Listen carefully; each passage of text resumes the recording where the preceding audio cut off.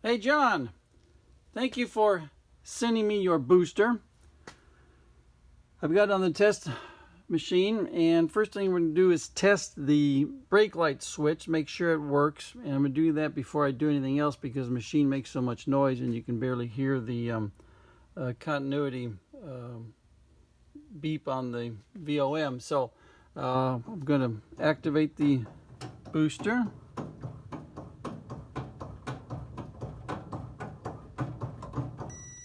You hear the tone. We've got contact, and at about 100 psi, give or take. Try that again.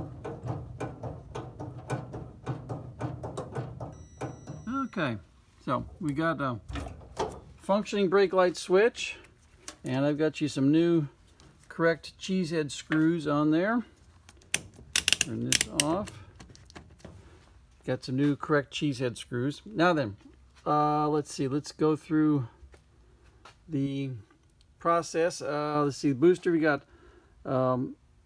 air filter assembly completely rebuilt and plated. All CAD plating on the silver is CAD plated.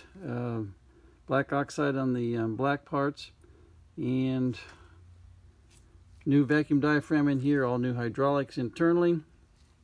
And rebuilt your vacuum check valve. And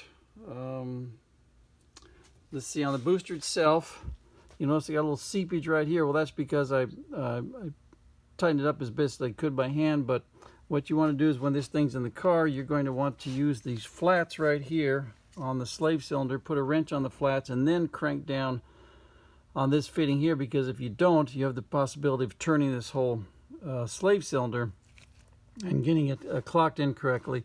So you want to stabilize it while you crank down on this fitting right here, because you got to put a pretty good amount of pressure on this seal right here, because this thing generates, it says 4-to-1 boost ratio, so it really gets some pressure coming out here. On my machine, it's going to get up to like 1200 psi.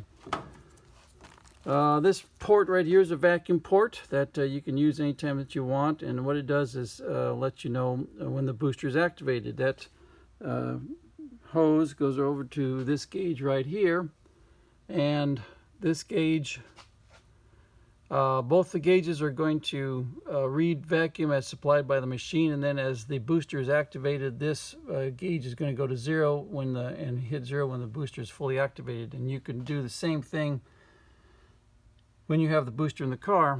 On this side, we've got the hydraulic, and this is our input, which is the hose going here into the bottom of the booster input, and we've got output. So these two gauges are tied together. This gauge goes up, maxes out, and this gauge reads final input pressure as supplied by the booster, as supplied by my test machine. Output, again, these gauges are tied together, and this gauge will go and max out, and this gauge reads final output pressure as supplied by the booster when the vacuum is activating the booster. Now then, without vacuum, the booster is inert. That means the fluid comes in, fluid goes out, and it doesn't do anything. So if you should ever lose boost for any reason, you don't lose brakes, you just have a hard brake pedal, or harder to push brake pedal. So I'll show you that part right here.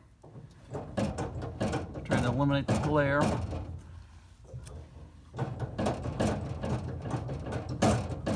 So I'm pumping brake fluid into the booster, and you see our input pressure is equal to our output pressure.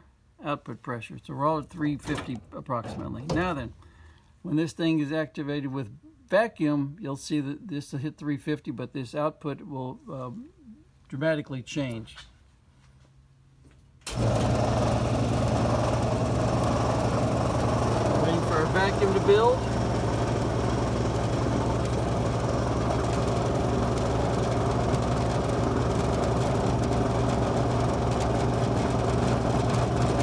See our gauge going to zero. The booster is fully activated. You come over here. We got 1200 psi.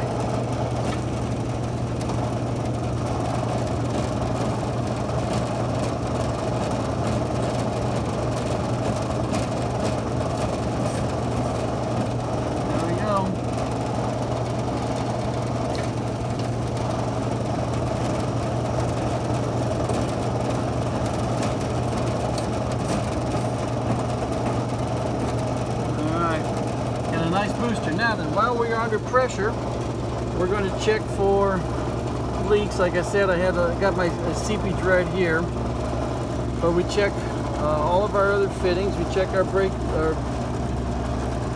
Turn this off. We're still under pressure, by the way. Check our bleed screws. Make sure we have nothing seeping out here. And we also check our weep hole. This is your first line of defense. And the way this thing is built, there's a stack of seals inside here that are in front of the main vacuum seal inside the booster. So if one of these stack of seals right here leaks, it's going to come out this little weep hole. But that's prior to coming out and getting into the vacuum system and going into the intake of the car. So this gives you an opportunity to figure out that, to let yourself know that you've got a problem internally here and to get it fixed before the brake fluid is sucked into the intake manifold. And like I said, the dripping right here is because I didn't tighten down this fitting enough. Otherwise, got you a really nice Primo booster. Thank you for sending it to me.